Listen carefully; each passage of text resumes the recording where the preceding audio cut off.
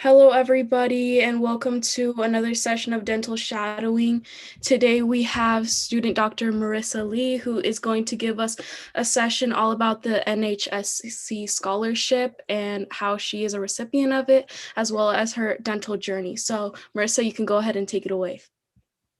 Hey everyone, again, my name is Marrisa Lee. I am from the Sunshine State, so you can go ahead and go to the next slide, sorry.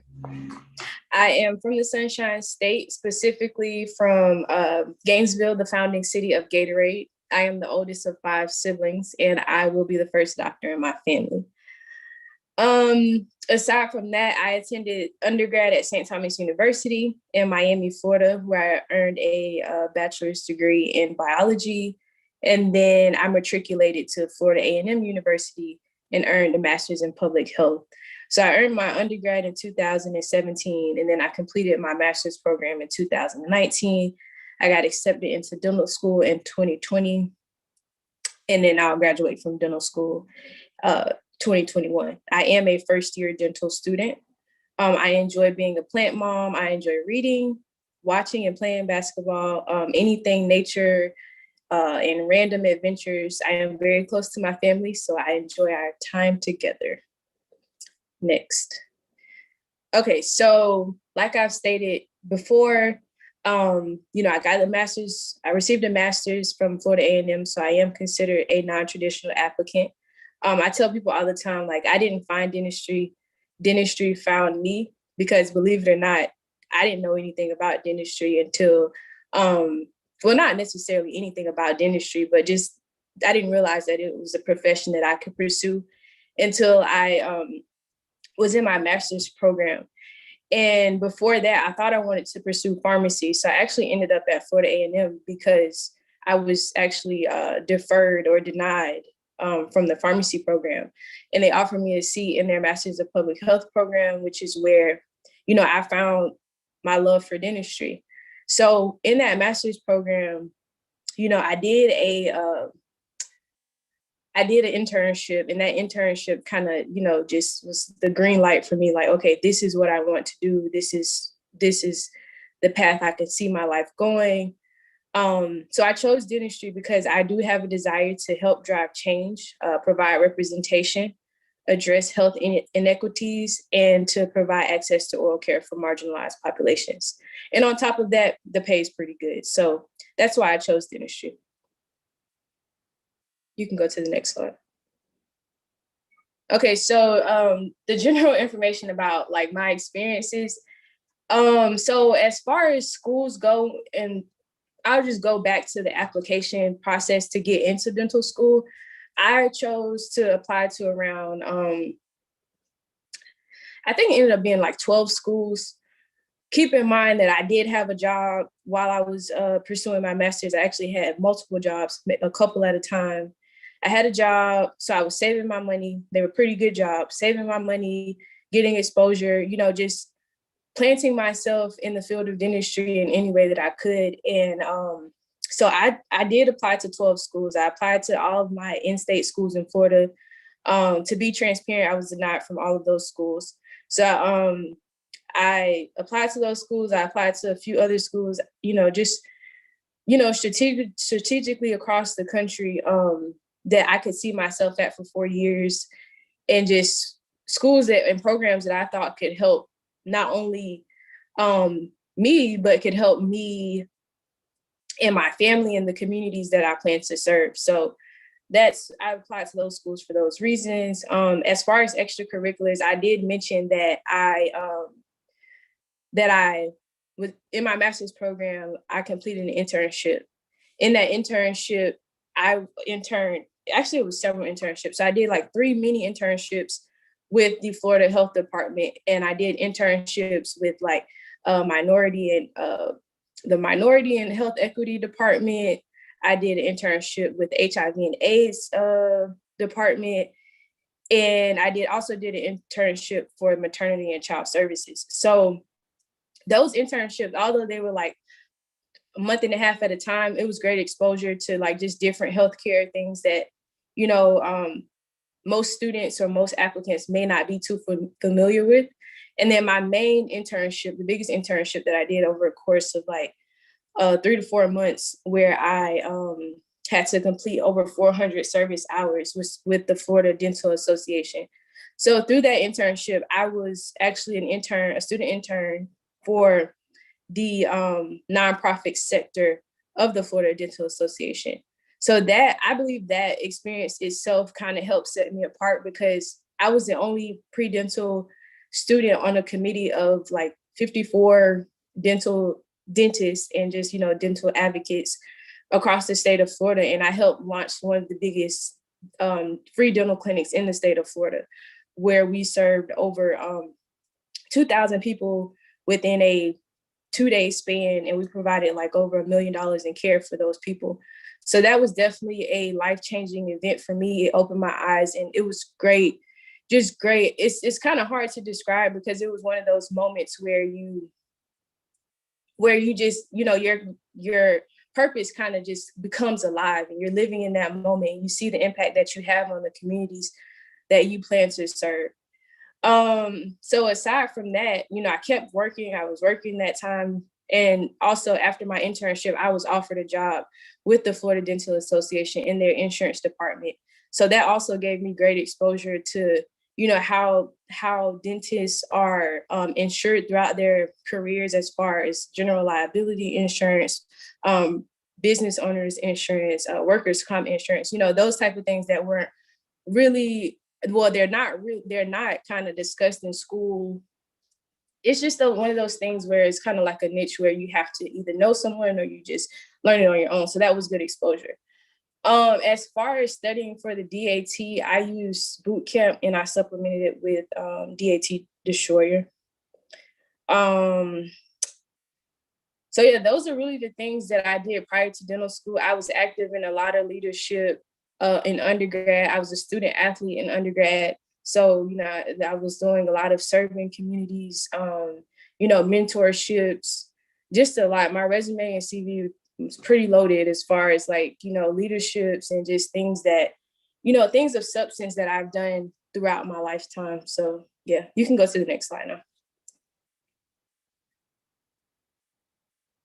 So yeah, I plan to pursue pediatric dentistry, and I just added this to, just add a little humor to the presentation. But my plan is to pursue pediatric dentistry after I complete my 4-year dental program at Meharry. Next. So a little bit about Meharry Medical College. That is the school that I attend. I'm a first-year dental student at Meharry Medical College School of Dentistry. It's located in Nashville, Tennessee. It's one of 2 HBCU, which is historically Black colleges and university dental programs in the United States. Meharry produces 40% of the nation's currently practicing African-American dentists. That's nearly half of African-American dentists in the whole nation. So Meharry is definitely is a community of scholars and learners committed to excellence. Meharry empowers diverse populations to improve the well-being of humankind, which is honestly probably the main reason why I chose Meharry. It truly feels like an epicenter for excellence and just empowerment. And that really can get you far in your dental school career, and then post dental school, it just helps elevate you to a new level. And lastly, I want to mention that during the pandemic, Meharry has been committed to the fight against the spread of COVID-19 in Middle Tennessee.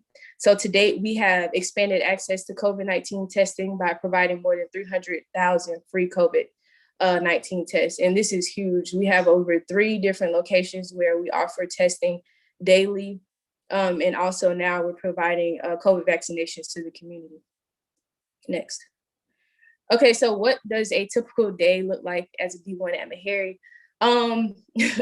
This is honestly, based on, a virtual experience, because we have been Zoom University. So I go to school from 8 a.m. to 5 p.m. I'm in class, and then, the first year is mostly didactics, and they've all been virtual during the pandemic. We do get a lunch break from 12 to 1 most days, and then sometimes, occasionally, we have independent studies. Those studies are just times where we are free to, do what we want, but you're encouraged to use that time wisely to manage your time to study. But if you need to, schedule appointments during that time, that's the time to do that. Our lab experience has been limited due to, COVID-19 restrictions and just, making a transition to, the new normal. So last semester, we were in lab, a little more than this semester. And then we're supposed to start lab completely in the summer. But I'm not sure how this goes at other schools, but at Meharry, we are required to get COVID tested weekly. So I will say that Meharry is doing their due diligence to make sure that the students and faculty and staff are protected and making sure that our community is safe as far as COVID goes. Next. Okay, and then I just added this case in here. This is from my perio class that I'm taking this semester. I found this case very interesting. So the picture on the left and the picture on the right are the same individual. This is like a 40-year-old man who came in on the left. He came in before the holiday break in December, and out of nowhere, he says that this happened on the left. So that's gingival enlargement that has happened. You can tell he's inflamed. There's a lot going on in there. So, it was right before the holiday break. So the faculty were trying to figure out what's going on. There was never really a true diagnosis as to what caused this to occur. He did have to go to the emergency room during the holiday break. He was administered some type of medication. There hasn't been clear communication as to what he was administered, but following that visit, maybe a week or two later, his mouth cleared up, and that's on the right where it has cleared up and there's nothing, apparent. He hasn't been diagnosed. So it's still a case that's in process, but I found this very, very interesting that, one day you can wake up with the picture on the left and then the next day you can wake up and it's completely fine. So yeah, that's just the case. You can go to the next. Okay, so let's switch gears because this is what everyone's been waiting for. So the NHSC Scholarship, what is it? So the National Health Service Corps Scholarship is funded by the HRSA and is awarded to students pursuing a career in primary health care. So if you don't know, the HRSA or HRSA is a federally funded program. So the National Health Service Corps Scholarship is a federally funded program. And to be eligible for the scholarship, student must meet the following criteria. You must be studying to become a primary care physician. That's an MD or a DO, a dentist, a nurse practitioner, a certified nurse midwife, or a physician assistant. And lastly, you must be a U.S. citizen or U.S. national. So what a lot of people really want to know is what does the scholarship cover? It covers your tuition, any required fees, reasonable educational costs, and it provides you with the monthly stipend, which is taxable. So the scholarship provides funding for a maximum of 4 years. And I applied as an incoming D1. So I did request for 4 full years to be funded of my dental school education. And students are required to complete 1 year of service for each year that they are awarded, the scholarship. So in my situation, I requested 4 years as an incoming D1. I was granted those 4 years. I basically signed a contract with the federal government stating that for every year that they fund my tuition, and I'm provided with a monthly stipend, that after I graduate, I will commit to service to an underserved community. You can go to the next slide. So how does it work? So scholars are required to practice at NHSC approved sites located in a health professional shortage area. And this is for short, is the HPSA. So each site is giving a score, and that score changes annually. So it changes based, so by the time I graduate, it'll probably be a different score from what it is this year. I think it's like 19. And basically the higher the score is, the worse the location is quote unquote supposed to be. So NHSC sites must be located in one of the 50 states, DC or US territory. Some examples of NHSC approved sites include federally qualified health centers, rural health clinics, private practices, as well as Indian Health Service or tribal clinics. And there may be more, but I encourage you to do your research and read and, just to try to determine, is this scholarship a good fit for your career goals or not? Next. So the application process. So this year, the application opened on Tuesday, March 23rd, and applications are being accepted through Tuesday, May 11th at 7:30 p.m. If you're here specifically for this part of the conversation, I would encourage you, if you have not already done so, to go ahead and subscribe to the email list for the scholarship. We can provide the information for you, but just go ahead and sign up for that email list. If you're a pre-dental and you're looking forward to starting this or interested in applying to this scholarship once you get accepted into a program, it's still a good idea to go ahead and sign up for the email list. Go ahead and read through the program guidance that's offered. It's a PDF file that's about 52 pages. I highly recommend that you read it because it's going to provide you with a lot of knowledge and information about what the actual scholarship is. And complete disclaimer, you have to read. I can tell you, only so much through presentations, but you have to read and do your own research. So, excuse me. So when I applied, and the application is not on a rolling cycle like dental school is. So it's a hard deadline, and that deadline this year is Tuesday, May 11th at 7:30. So there's no incentive for applying for the scholarship 2 days after it opens, 3 days after it opens, or anything like that, because they're going to review them all at the same time as far as that goes. But if you're late, you're automatically disqualified. I don't even think it'll let you upload it. So you definitely want to make sure you mark your calendar, know your dates, and know when different timelines or deadlines are being requested. So once you actually submit your application, you're required to, before you submit your application, like I said previously, you have to be a U.S. citizen or U.S. national. 2 letters of recommendation are required, 1 academic and then 1 non-academic. You are required to provide proof of verification of good standing if you are a current dental student. So I applied as an incoming D1, but you don't have to apply as an incoming D1. You can apply at any time during your dental school career. It's just kind of more ideal if you apply as an incoming D1.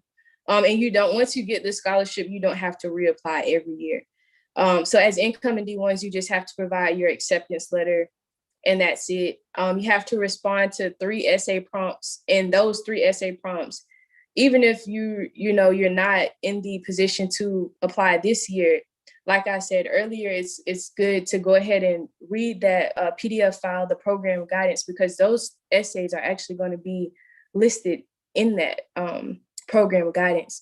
And believe it or not, the essay prompts don't change often. They changed for the first time last year. So my class that, was awarded that last cycle, that was the first time that the essay prompts changed since the application, since the scholarship program, began. So definitely go ahead and start looking at those essays. You will need a CV or a resume. That's something that you should always have handy and ready to go, even if you're not applying for this scholarship.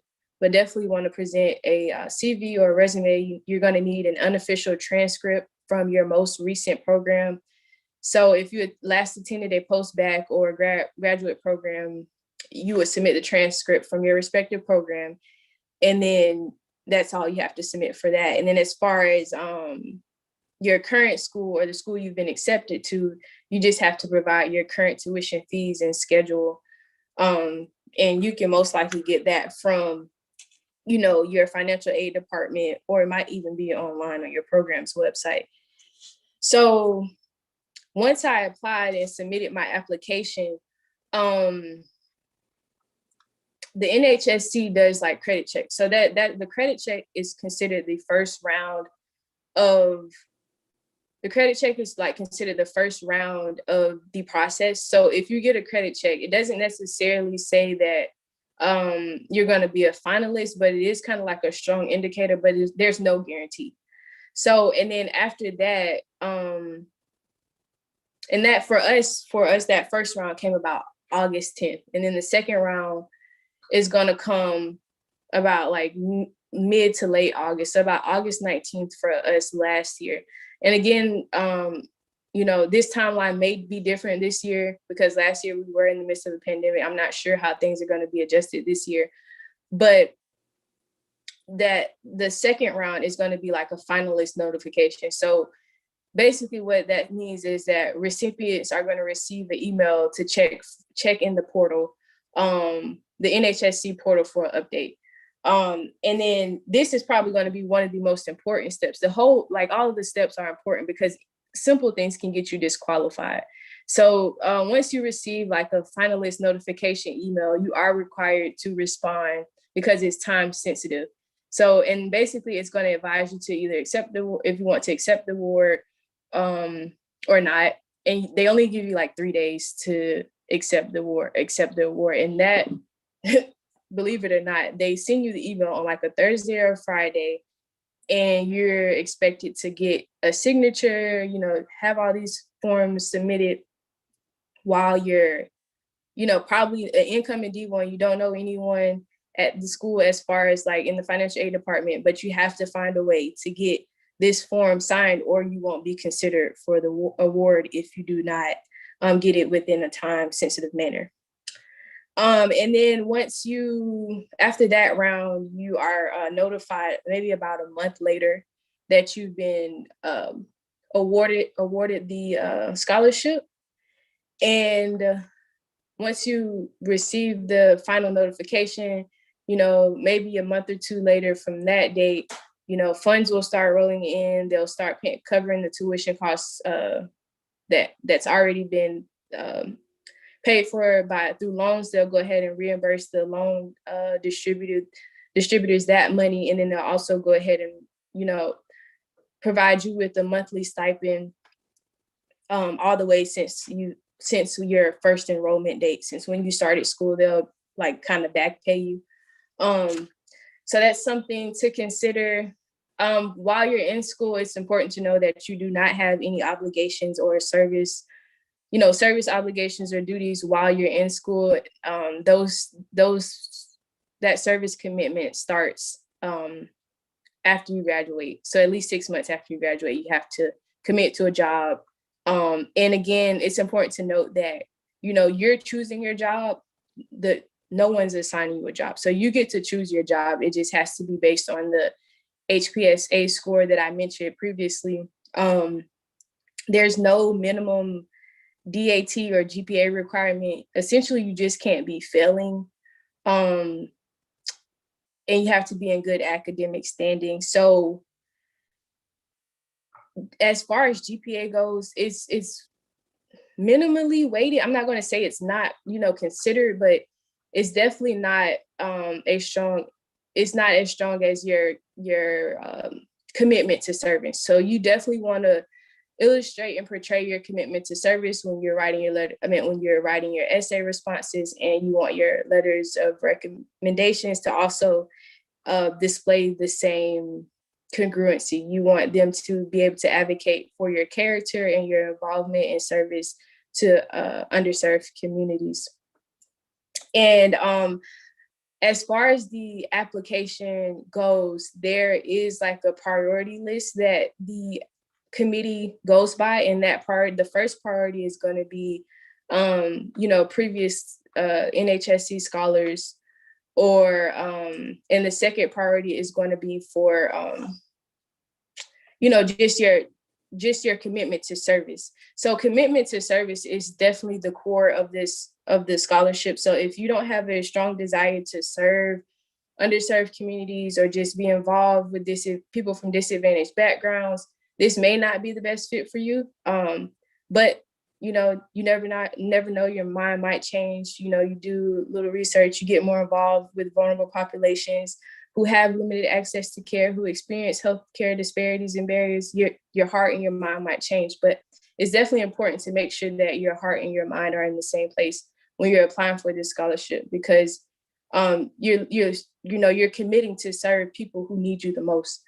So, and then the last priority is going to be if you're from a disadvantaged background. So the three priorities are, previous NHSC scholars, and then your commitment to service, and then those from disadvantaged backgrounds. And, if you've been on free and reduced lunch or, things like that, then that kind of gives you that disadvantage, but your disadvantaged background, your disadvantaged background has to be approved or verified by the School of Acceptance.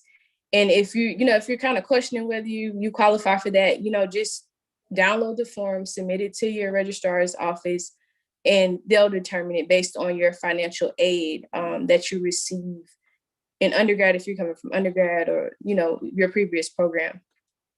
And I did mention that there are 3 essays required. Those essays are, 500 words or less for each essay.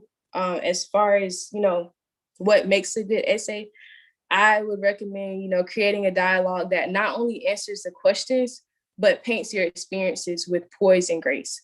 So you want to answer those questions, but you also want to be memorable and personable and, kind of just remind the committee and the readers that, you are committed to serving underserved communities. You are committed to advocating for these communities and, just being involved with them and, serving marginalized populations. That's going to be so key for, just getting accepted for this award, because there's no interview, not one single interview. So you have to strongly convey your desire to, serve underserved communities and just be an advocate for them, because that's the only way. Through your essays and your letters of recommendations, you have to be able to distinguish yourself from everyone else and set yourself apart. So those essay responses are definitely critical to being awarded. And as far as like what you should focus on in your essays, I encourage that, you open the essays with very strong opening statements, be witty and brilliant and immediately grab the reader's attention. This is important because over 2,000 people apply and they only accept 10% of those 2,000 people.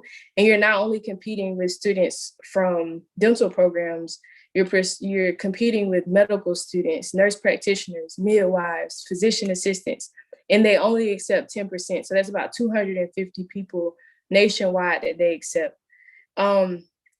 Another key thing is to avoid cliches and errors when you're writing your essays. Make sure that you have someone to review your essays, proofread your essays, and they don't necessarily have to be a professional, but it could be a friend or a roommate.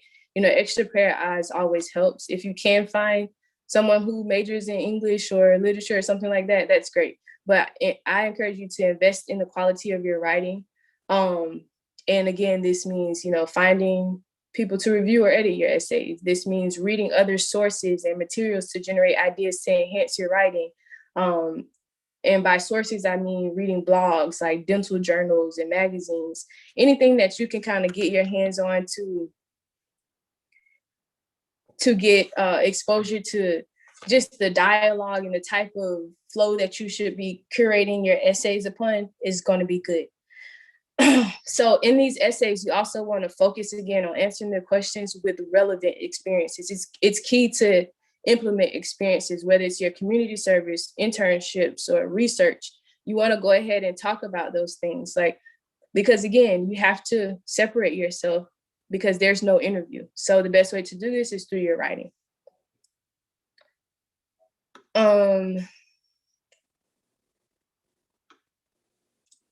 Another key thing is to just, understand your goals and your purpose in life. Like, I know everybody gets to this point at a different time in their life, but it's important to understand your goals and your purpose in life, what you want your career to look like. because this to help you determine if you're a good candidate for this scholarship. And again, like I mentioned, ideally the best time to apply is as an incoming D1. However, if you're not an incoming D1 and you're a current dental student, don't be discouraged. If you're applying outside of this window, your opportunity is still awaiting, and it's very possible for you.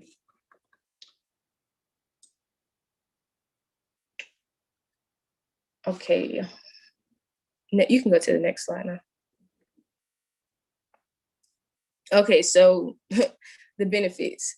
So as far as the benefits go, I mean, the benefits are countless, especially, I mean, you're essentially going to school, dental school, which is probably, if you've done your research, dental school is very expensive. So you're going to school, your tuition is covered, and you're receiving a stipend. So essentially you're going to school debt-free. So it's important that's the major benefit within itself. I don't know about you guys, but financial freedom is definitely at the core of, the core of my career goals and what, the plans that I have for my career. It's going to set you apart, and you're going to be able to do more and give more earlier in your career compared to some of our peers, because people really get loaded down by debt.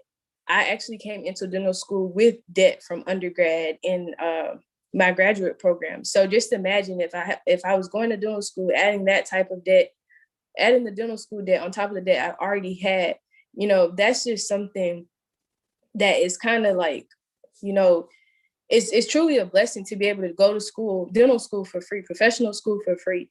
Aside from that, I can't speak much on after you graduate, but from what I've heard and, just talking to mentors and, upperclassmen, you don't have a service obligation once you're in school. But also once you graduate and you commit to a job that of your choice, you're going to be provided benefits. Most dentists are going to be independent contractors or, open their own private practice.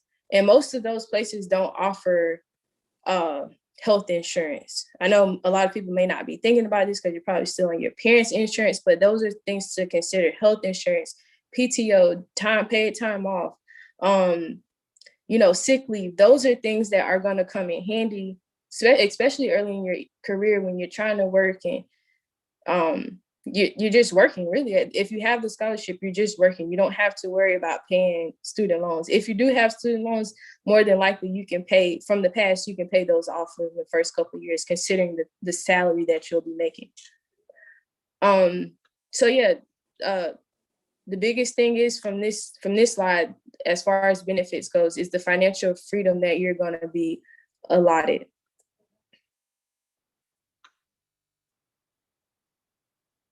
So my advice is to, as far as the NHSC scholarship goes and, applying to dental school, getting in dental school, whatever it may be, is to tell your story, advocate for yourself in underserved communities, be genuine and memorable, but most importantly, believe that you are worthy of every opportunity that you pursue. And, remember that I'm rooting for you. And if I could leave you with any tips as far as the NHSC goes, is to just read, and read. I can't emphasize that enough. Like I said, if you're not, about to start dental school as an incoming D1, if you're a pre-dental, kudos to you for being proactive and trying to find ways to fund your dental school education. But go ahead and read that program guidance. Read carefully, because there's things in there that you can miss that'll easily disqualify you. Sign up for the email alerts so you don't miss the deadlines. Have your email notifications enabled and check your email frequently. Complete those required documents accurately to avoid disqualification. So one tip that I like to give a lot of people is to, once you actually read the program guidance, you'll see it. But you have to add your name, your first and last name, your discipline, so dentistry, and then the last four of your social on every document that you submit to the NHSC. If you do not do this, you are automatically disqualified. No matter how good of a candidate you are, no matter how committed to serving underserved communities, no matter how high your GPA is, you are automatically disqualified for just that. And I can guarantee you there's been quite a few people that I know personally that have gotten disqualified just for that, just that attention to detail. You have to read, you have to be attentive to small details, because, they know everyone's gunning for this scholarship, especially now with social media being present. It's way more competitive than it's probably ever been. And then lastly, be sure to request your letters of recommendations early from your recommenders, because there's a point in the application where you can't continue unless your letters of recommendations have been uploaded. So you can't see the rest of the portal or the rest of your requirements until your letters of recommendations have been uploaded. Another thing too to keep in mind is the on your letters of recommendation, there has to be a wet or digital signature. So in a letterhead, those are things, once you start reading the program guidance, you'll pick up these things. I recommend, again, reading it like it's a textbook, taking notes, highlighting, writing notes if you have an iPad, write on there. If you have to print it out, write and read it multiple times. So because you're signing a binding contract with the government. So you want to know, what you're signing up for. And be truthful, be honest about what's required on the application or whatever they ask you to submit. Be honest, because again, it's a federal program. They're going to find out the truth. So don't lie. Aside from that, like I said, just believe in yourself and know that you are worthy of this opportunity and any other opportunity that you are presented with. And I think that's it as far as the scholarship goes, unless there's any questions out there.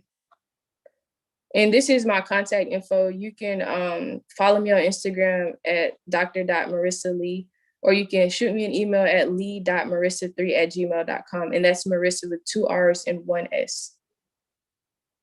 I'm pretty open and transparent, so ask me any questions that you may have, or, and I'll try to answer them to the best of my ability. But also remember that I am a dental student, and, my availability is kind of limited, but, I'll try to get back to you within a timely manner. Just be patient and mindful that I am in school. Awesome. Thank you so much, Marrisa. We have some questions in the chat for you to answer. The first question was, what was the most challenging part of the dental school application process? So the actual dental school application process, that's a good question. I think, honestly, probably, just because it's a massive amount of information that you have to manually put in. I think just the how time consuming and how tedious it is. I think I encourage pre-dentals all the time, before the application cycle even opens, go ahead and generate a running list of events and experiences and community service and all kind of stuff that you've done since you were in high school. Literally put it in a Word document, just get it out.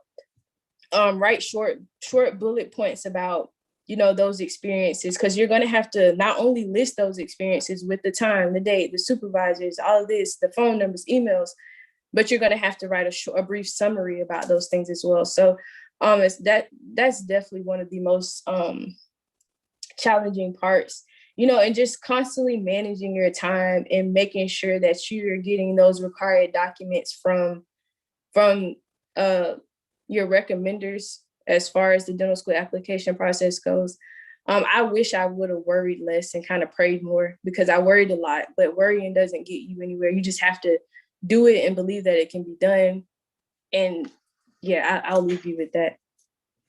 And then another question was about the credit checks.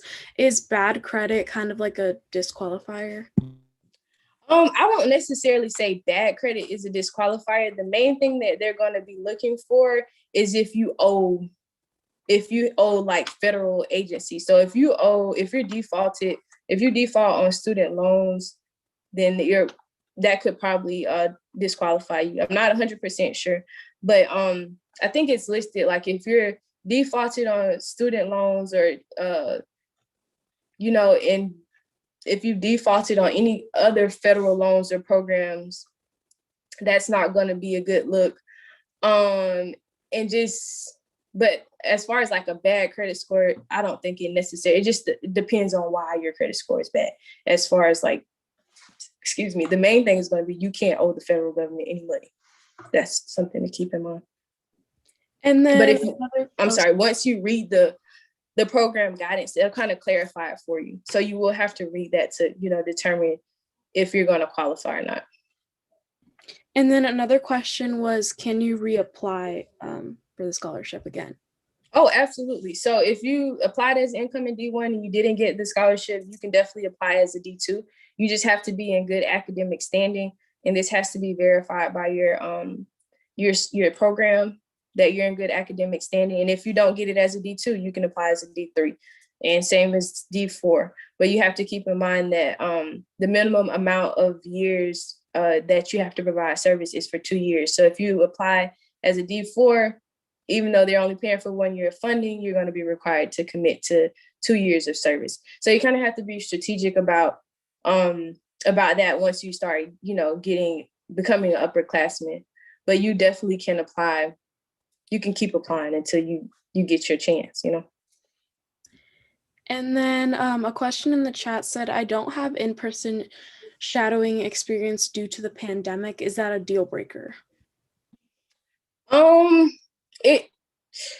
won't say it's a deal breaker. I mean, I'm sure I can't really speak on this because I don't sit on admissions committees as like a student liaison or anything. But I know most programs are pretty understanding. If you do have, shadowing experience outside of, virtual shadowing, it's definitely going to distinguish you and help set you apart. But as long as you're submitting a substantial application, you're explaining and detailing the hardships of your COVID-19 pandemic experience, that could definitely help boost your application. But if you do have the opportunity to possibly shadow outside of virtual shadowing, I would recommend it, because again, it will separate you and make you more memorable. So yeah, but it's not a deal breaker. I won't say it's a complete deal breaker. And then can you receive the scholarship for residencies or no? So you cannot receive the scholarship for residencies. And one thing to remember too, in the beginning, I stated that it's a scholarship for primary care. So you can't specialize in I won't say you can't, but you can specialize in whatever you want, but you have to remember you're signing a contract. So once you sign that contract, your contract is basically stating that you won't specialize outside of primary care until after you complete your service commitment. So just to clarify that, so within the presentation, I mentioned that I wanted to pursue a career in pediatric dentistry. So that is one of the exceptions, because it's still considered primary care. It's kids, so it's still considered primary care. So the things that are considered primary care are going to be general dentistry, public health dentistry, pediatric dentistry, geriatric dentistry. I think there may be one other on that list, but those are the things that you can specialize in prior to your service commitment. So with the pediatric residency, I'll be able to, after I graduate, I'll be able to complete my pediatric residency after I graduate dental school in 2024, and then get my pediatric residency, do my pediatric residency. Once I complete that, then I'll start my service commitment for those 4 years after I graduate from the pediatric residency. So you can't specialize in like orthodontics before your service commitment. You can't specialize in oral surgery, stuff like that. You can specialize in it, but you'll have to complete that residency after you complete your service commitment. Awesome. And then someone asked about the monthly stipend. Is that basically a monthly amount of money that you're able to spend on what you need? Yeah, so that stipend is gonna, support your rent, your bills, or whatever I mean, you're free to spend it however you want. I mean, it's gonna be for your room and board, your food, your meals, your gas, stuff like that, your basic necessities. And depending on the state or your location, the dental program that you're in, it may or may not be sufficient for what your living expenses are. But I tell people all the time, like, we're still in school, like, live like a student and not like a professional, because we don't have a professional salary right now. Like, if you're borrowing student loans, you're living on borrowed money. So just keep that in mind. But depending on your situation, if you have a car payment or if you live luxurious or you don't have roommates, your budget is going to be pretty big. So you got to, be mindful and know that, know what your budget is and know if you can live within those means. Living within your means is going to be important. And then someone said you've told us a lot of good things about the scholarship. Is there any cons though? I mean, I feel like the only con is if you want to specialize like that. That's definitely going to be a question that you have to kind of sit with yourself about. I knew coming in, I didn't know coming into dental school that I wanted to do pediatric residency. Pediatric dentistry, but I knew that, I was going to go general if I didn't specialize in that. So I feel like you have to kind of know your career goals, read again the program guidance and know if it's a good fit for your career goals. If not, make adjustments, see what you can do outside of this opportunity, because there are other opportunities out there.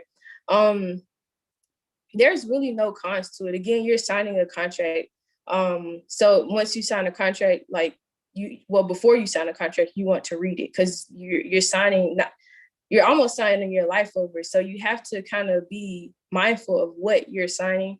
I will say that there's a short clause in there that if you have to read it, but there's something about, like, if you don't, and this isn't to scare you guys, but if you don't basically meet the requirements as far as like committing to your service, you could owe the government up to X amount of money back. So definitely read that, and you don't want to neglect the contract or, breach it in any way. But no, there's really no, I mean, you're going to school for free. There's really no cons to it. I don't think there's anything hidden. Once you read that program guidance, you'll see what I'm talking about. And then kind of a question about you being a current D1. What kinds of things or are you guys able to be in any procedures or things like that? Or what are you guys learning right now? So I say, like, the class of 2024 is definitely a unique class. Like, we really came in the midst of a pandemic, and we haven't had like the normal D1 year from beginning to end. I don't think anything has been normal. So as far as like exposure in clinic, we haven't really had that chance just because of all of the COVID precautions. Most of my class now is vaccinated, so that's a good thing. So, when the summer starts up, we will have more exposure. We are learning a lot in didactics as far as, head and neck things go, like, just the overall body, the overall health, how the overall health affects how the oral health affects the overall health and vice versa. So but this D1 year for us, the class of 2024, has definitely been unique, and we haven't had the normal experience. I wish I could speak more about that, but I really don't have much to say about it. And then we always like to ask, what's your favorite procedure to perform? But since you had like this unique year, what has been, I guess, your favorite thing that you've learned thus far? That I've learned. I have to say, this semester we're taking intro to periodontics, and that's a specialty in dentistry, and it's been very, very interesting. It's one of the cases that I showed you, one of the cases from that class. So just learning about, the gingiva, bone, like, it's so intriguing to just learn how, again, like, your oral health connects to your overall health and how important it is. So that's definitely been one of my favorite classes as far as learning and procedures and stuff like that. Awesome. And then to close out, that is going to conclude our session, you guys. Marrisa, if you have anything you want to say to them, you can go ahead and say it now. Well, I'll just leave you with what I've said before. Believe in yourself, tell your story, advocate for yourself in underserved communities, be genuine, be authentic, be truthful, and be grateful. Be grateful for every opportunity that you have, every day of life that you have, especially this past year. I know a lot of us have experienced a lot of loss and just a lot of just things that we didn't even think were could happen to us. So just be grateful for the small things, express gratitude, because when you express gratitude, so much more can open up for you. And that's it. Thank you so much, Marrisa.